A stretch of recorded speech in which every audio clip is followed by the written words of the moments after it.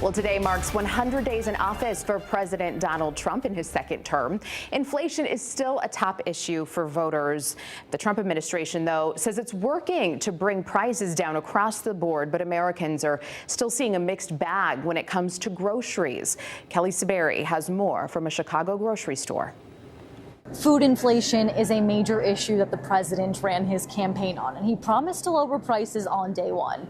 Now it's day 100, and food inflation is at its highest rate within the last 2 years, with the metrics of food at home and food away up from last year. Let's start with the Bureau of Labor Statistics numbers for March. Their data shows the categories to see inflation decline were snacks by 0.2% and fruits and vegetables by 0.7%. On the other hand, inflation for meat, poultry, and fish is up about 3%. Now to the ingredient at the heart of the inflation discussion, eggs. A dozen Midwest large eggs hit a record high price of $8.58 back on February 25th.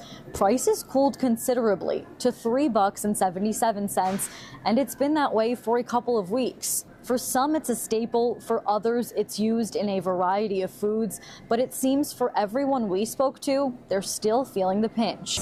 It's meat and right now eggs. Eggs is crazy because they are too high. Eggs been really bad. Milk. Burgers have gone up like $1 or $2, I believe.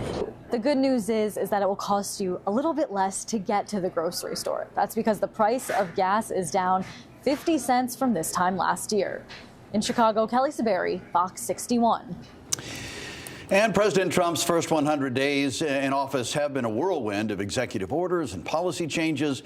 And of course, opinions on how good or bad they've been are sharply divided by party affiliation. The president promised to lower illegal immigration and shrink the federal government, both of which have happened.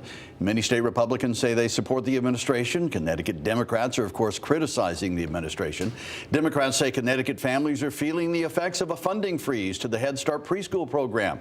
They're now worried about possible cuts to Medicaid and higher prices because of tariffs.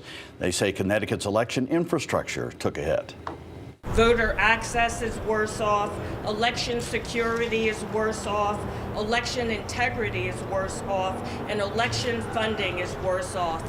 Connecticut is worse off regarding our elections than it was 100 days ago.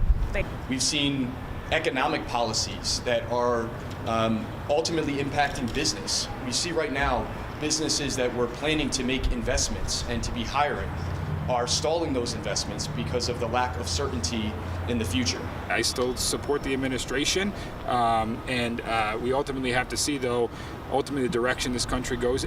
But we're ultimately interested in what we can directly control in the here and the now, and that should be the focus.